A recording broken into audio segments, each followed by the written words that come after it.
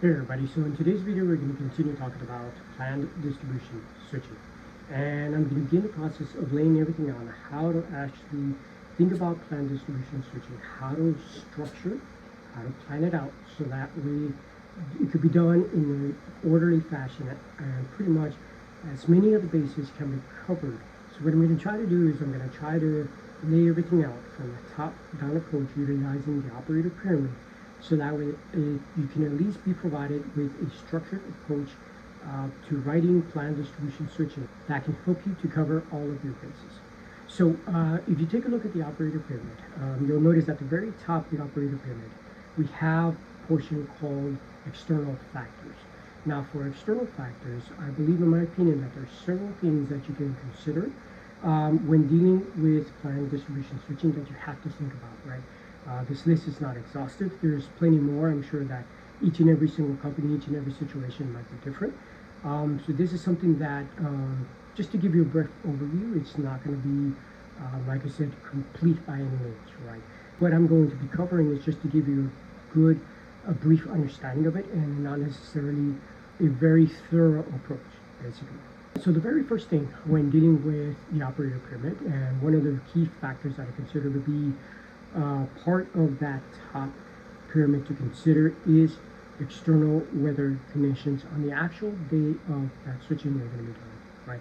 So there's a lot of things that you have to consider when it comes to weather on the day of the switching you're going to be doing, right? Whenever you're writing plan distribution switching, you have to consider and take a look at the weather.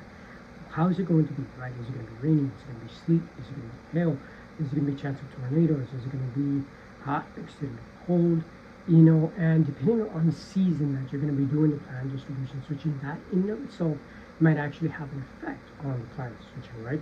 Because the time of day in which you're planning to do the switching might be a point in which, let's just say in the winter months, that time of day might have a lower loading.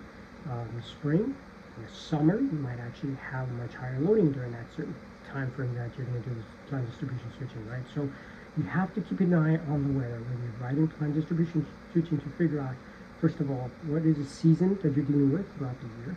Number two, what are the temperatures going to be like? Number three, what are the actual weather conditions you're going to be experiencing? In other words, is it going to be rain, sleet, snow, hail, tornadoes, flood, whatever weather patterns you may have to deal with. And all of these factors play a role in actually writing planned distribution switching. So what I like to do is, in order to get a good feel as far as what the weather is going to be like, I like to use a website called weather.gov, right? And by going to weather.gov, if you are able to locate a nearby weather station from close to where you are going to be doing the distribution switching, utilizing weather.gov, you're able to see not only the weather patterns and the weather predictions for the next 6 days in advance, but also you can use that as a way to get historical data from that same weather station for the past up to 30 or more days. I have to look into that, but you'll be able to get a good amount of historical information from which you can actually gather the data and compare it in the case that you have to.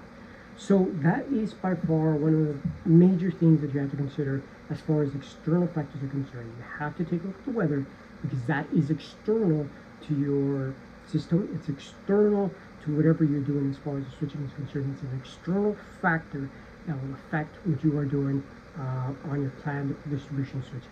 So that's the first thing. The second thing afterwards is any communications that you have to do with outside entities, right?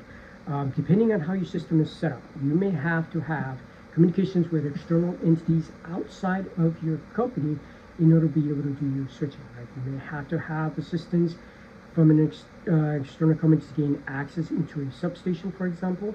You may have to communicate with an external entity in order to be able to have them operate devices that your personnel are not allowed to.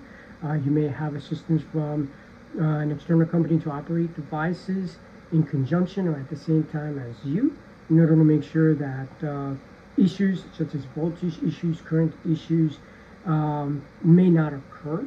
You may have to communicate with an external entity just to advise them of the situation of what you're about to do, so that way they're made aware. They may have to run load studies. They may have to do things outside of your control area that maybe you are not aware of, that your planned distribution switching may affect, right? You may have to just communicate with another company because let's just say you're doing operations within a jointly owned station, right? In one particular station, you may be operating devices. In that same particular station, another entity might have similar devices inside that they own.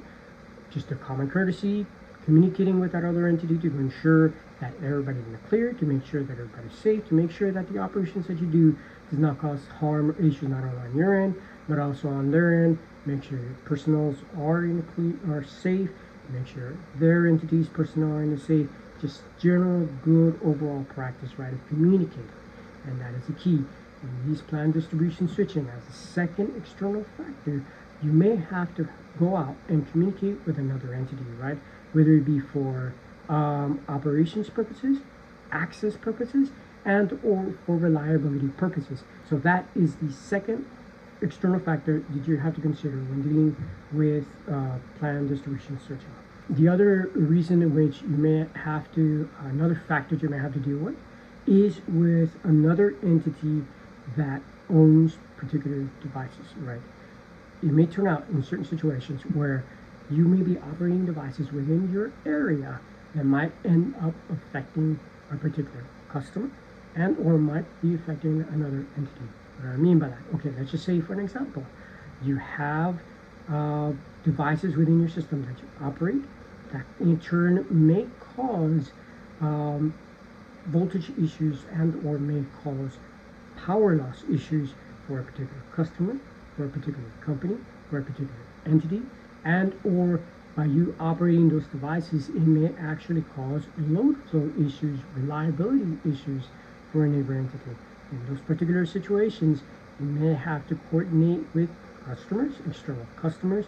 You may have to coordinate with public relations personnel in order to advise them of the situation, what's going on, especially if you're going to be de-energizing customers in a large scale, small scale, very particular customers that require certain notifications prior to de-energizing.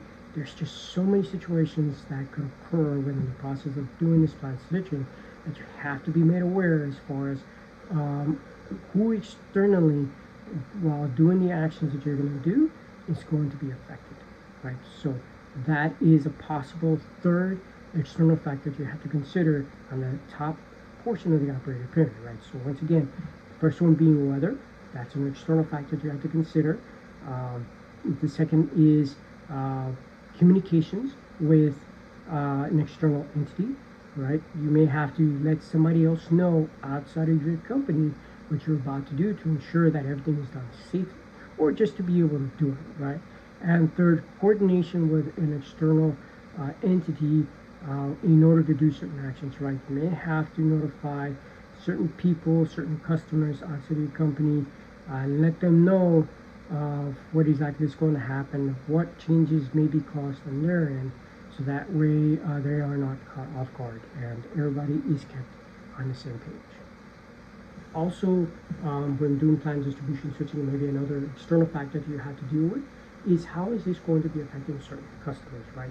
Certain customers have to do shutdown procedures. Do you have to coordinate with them? Do you have to wait for them to do certain procedures on their end in order to allow you to proceed with your distribution switching? And that is another factor, right? Coordinating with customers, communicating with them, and trying to figure out and understand, do they need to do something on their end? Right? Do you need to assist them in those actions before you can actually proceed with your steps, right? That's a coordination that maybe you have to think about as an external factor as part of your planned distribution switching that involves somebody outside of your control area. Maybe it involves switching and operations outside of your control that need to be done that will have a direct impact on what you can and cannot do within the planned distribution switching.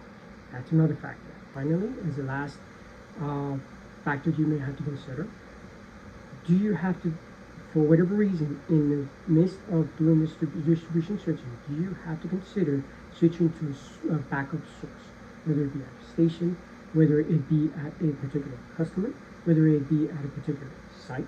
Do you have to take into account switching to an alternate backup source? whether even that's available. It's another external factor you have to consider.